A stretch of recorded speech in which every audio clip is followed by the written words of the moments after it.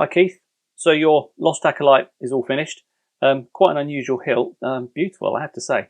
Not done one before, so this was the first one of these I've done. You've got your dual crystal chamber in there, your Goth chassis. A few little things you need to know about using it, about working it. So let's run through those now. So it is a beautiful hilt. KR Saber's done an amazing job as always, as we've come to expect. Runes on the outside, it's all there.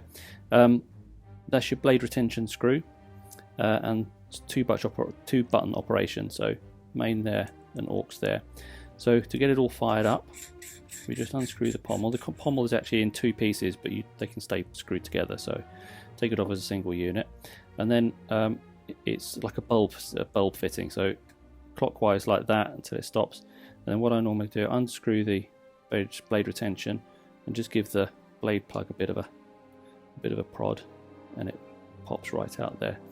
And obviously just be careful that the blade plug doesn't fall out as well.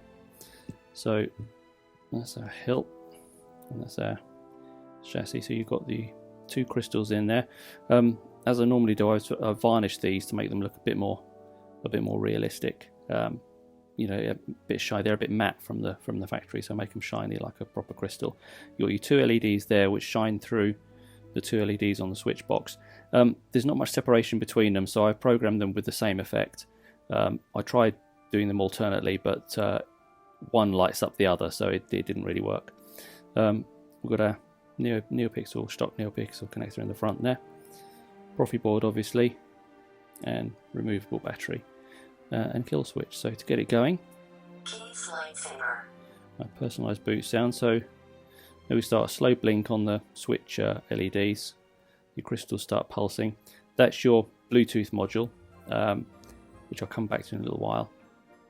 Or I'll send instructions separately for that because I haven't got another phone to demonstrate it. And then of course you've got your animating sort of rotator in the back, just to sort of liven things up a little bit. So when you pop it back in the hilt, the alignment is quite critical. Basically, I found the best way to do it. The CoverTech clip, if you align that with that little notch, see that little sort of J-lock. So those two need to align together. Slide it in all the way. Bit of a shove at the end, and then clockwise, and then that's all locked in place. Now, what you'll find is there's a little bit of rock in the chassis there. So what I've been doing is, if you pop the blade plug in, push it in so that the chassis goes sort of back against its backstop, and then just nip the blade retention up. That gets rid of any wobble. What I sometimes would do with these is make a little spacer in the pommel to sort of just push up against the chassis when you tighten it.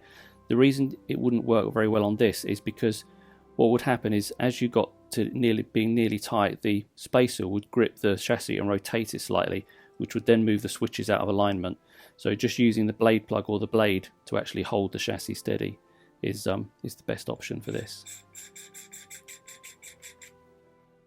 So then to get a blade is obviously self-explanatory. Just undo the screw, blade plug out.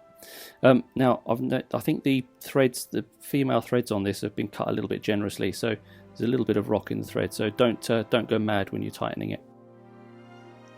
But to light it up, it's just the usual thing: single click of the main, and you're off. So you see how blinking on the switch box speeds up once the blade is lit. Obviously you've got all your normal effects. You've got your shine through on the grill there, and the chassis inside. If we, oops, you can see the spinner starts spinning quicker. It sort of starts arcing white, and then when you shut the blade off,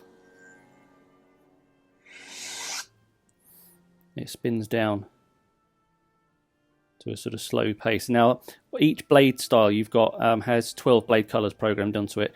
That will follow the blade color, so that slow rotate will always be the same color as whatever the blade will be when you light it up.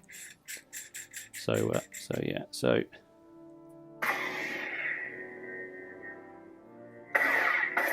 all your usual effects, you let it lock up and everything. Master blocks, got our character quotes. Our force effects, the character quotes on some fonts, but you'll get a whole list of all the of all the fonts and what's programmed onto them, just the same as we've done with your other sabers. So yeah, it's all there. It's finished. That is your Acolyte lightsaber. Enjoy.